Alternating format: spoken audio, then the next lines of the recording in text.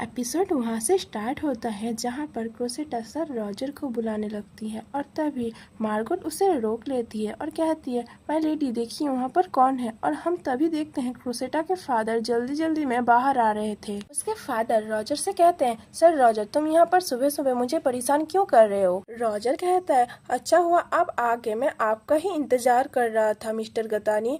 आप लेडी गतानी को बुला दीजिए, मैं उनको अपने साथ डार्कलेट महल में ले जाना चाहता हूँ शादी की तैयारी करने के लिए। तभी क्रोसेटा के फादर कहते हैं, तुमने क्या कहा, तुम किस बात की तैयारी कर रहे हो। रॉजर कहता है, मैं उन्हें अपनी पत्नी बनाना चाहता हूँ और मैं अपने फैमिली में वापस जाके उनसे अच्छे से शादी करूँगा।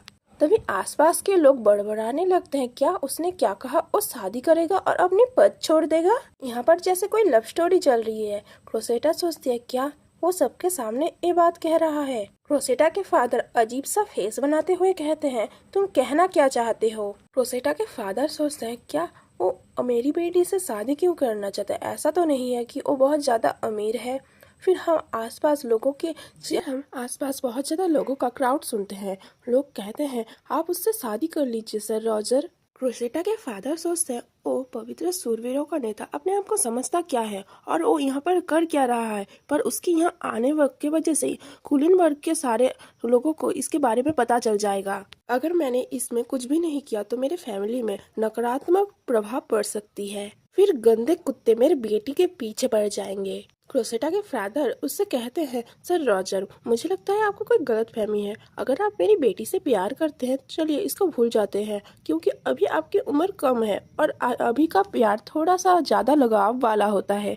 हम इस बारे में बाद में बात करेंगे, आप एक हफ्ते बाद आइए। रॉजर कहता है, लेकिन आपने पहले से ही लेडी गदानी को घर में बंद करके रखा है। उसके फादर घबराते हुए कहते हैं, क्या ऐसा नहीं है। रॉजर कहता है, मैंने तो सिर्फ अनुमान लगाया था, पर मुझे लगता है ये बात बिल्कुल सही है। वैसे आपको क्या लगता है, अगर पवित्र सूरवीर आपके महल का निरीक्षण करे तो कैसा रहेगा। आपके सेवकों के पास आपके लिए कहानी करने का समय नहीं होगा। क्रोसेटा के फादर गुस्सा होते हुए कहते हैं, आप तो ऐसे बात कर रहे हैं जैसे आप अभी भी पवित्र सूरवीरों के नेता हो। आप अभी उनके बीच में नहीं है, क्योंकि आपने पहले ही मेरे बेटी पे डोरे डालने की कोशिश की है, तो मुझे यकीन है कि आप ज्यादातर उस पद में टिक नहीं पाएंगे। रॉजर कहता है, होली सी मुझे बहुत ज्यादा पसंद करता है, तो क्या आप ये देखना चाहेंगे मेरे पास अभी भी कितना ज्यादा अधिकार है। उनके बातों के बीच में क्रोसेटा अचानक से आके रॉजर को गले लगा लेती है और क्राउड और ज्यादा बढ़ जाती है। लोग कहने लगते हैं, ये तो काउंट की बेटी है, मैं उसका चेहरा नहीं देख पा रहा हूँ। रॉजर कहता है, लेडी गतानी आप यहाँ क्या कर रही है, आपका यहाँ रहना खतरनाक हो सकता है। क्रोसेटा के फादर कहते हैं, क्रोसेटा तुम यहाँ पर क्या कर रही हो। क्रोसेटा सोचती है, क्या ओ यहाँ पर इतने ज्यादा लोग हैं इस वजह से ऐसा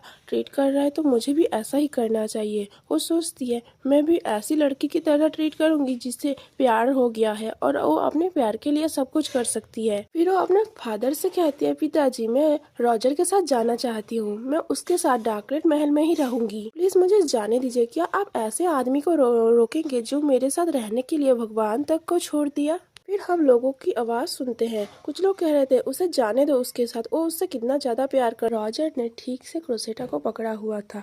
उसके फादर को बहुत ज्यादा चिढ़ हो रही थी। वो चिढ़ते हुए कहते हैं, ठीक है मैं अभी के लिए तुम्हारे साथ उसे जाने दे रहा हूँ शादी की तैयारियों के लिए। फिर वो उनसे हैंडशेक करते हुए कहते हैं, अगर तुम्हें उससे शादी करनी है तो मेरे परमिशन की जरूरत पड़ेगी तुम्हें, शायद तुम्हें ये याद है। अभी रॉजर उससे कहता है, एक फादर जो कि अपनी बेटी पे इतना ज्यादा जुल्म करते वो नरक में रहने के लायक है। अगर तुमने फिर से लेडी गतानी को अपनी संपत्ति सोचने की कोशिश की तो मैं तुम्हें ठीक करूंगा। सीटा के फादर उसे घूरते हैं और सोचते हैं, ये घमंडी कुत्ता, इसकी तो मैं क्या करूं इसके साथ।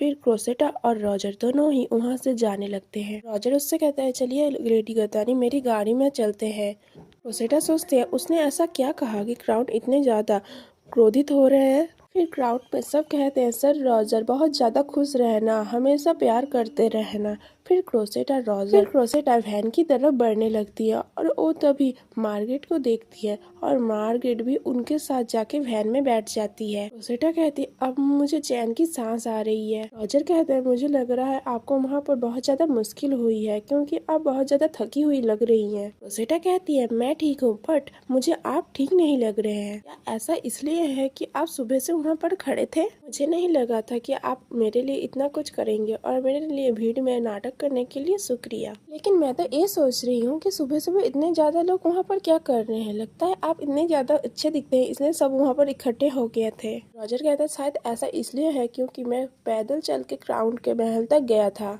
अच्छी बात तो ये है कि मेरे कामों की वजह से बहुत से लोग मेरा चेहरा पहचानते हैं और जब मैं जलने लगा तो लोग मेरा खुद ब खुद पीछा करने लगे। रोसेटा सोचती है क्या उसने ऐसे मेरे लिए किया, उसने ये सब इसलिए किया जिससे क्राउन को कुछ भी नहीं बोलने का मौका मिले और वो उसकी बात पे राजी हो जाए। उनकी किस्मत अच्छी नहीं थी लेकिन उन्होंने भीड़ को इतनी अच्छी से संभाल लिया था कि उनका मंजूरी पाना सही रहा। रॉजर कहता है मैं माफी चाहता हूँ देर से आने के लिए, मेरी वजह से तुम्हें बहुत ज्यादा वेट करना पड़ा। सेटा कहती है नहीं बिल्कुल भी नहीं, मैंने इतना ज्यादा इंतजार भी नहीं किया था, वादा निभाने के लिए शुक्रिया, मैं बहुत ज्यादा खुश हूँ। रॉजर से उसे चुपचाप देखे जा रहा था और तभी मार्गरेट कांसने लगती है।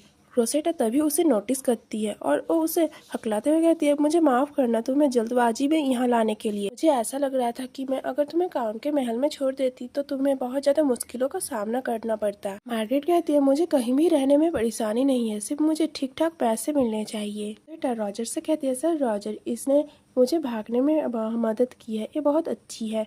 सर रॉजर कहते हैं अच्छा तो ऐसी बात है, और रॉजर और मार्गरेट दोनों के जैसे घूर रहे थे। रोसेटा सोचती ये अजीब सा माहौल क्यों बन रहा है। रॉजर कहता है क्या ये ठीक है, क्या ये आपके साथ बदतमीजी तो नहीं करेगी, आपकी इजाजत के बिना आपको टच तो नहीं करने वाली। रोसेटा कहता है क्या, फिर वो सोचते वो ये बात मार्गरेट के सामने ही कह रहा है। फिर वो कहती है मार्गरेट बिल्कुल ठीक है, वो ऐसा कुछ भी नहीं करेगी। फिर रॉजर कहता है ठीक है मैं फिर तुम्हें अब घर छोड़ देता हूँ जिससे तुम आराम कर सको, और तुम कहती हो तो मैं मार्गरेट के बारे में मान लेता हूँ। और फिर वो अचानक से क्रोसेटा के कंधे के ऊपर गिर जाते हैं। क्रोसेटा को कुछ समझ नहीं आ रहा था और सर रॉजर का फेस रेड हो चुका था तब तक। और हमारा ये एपिसोड यहाँ खत्म होता है। नेक्स्ट एपिसोड के लिए कमेंट कर देना।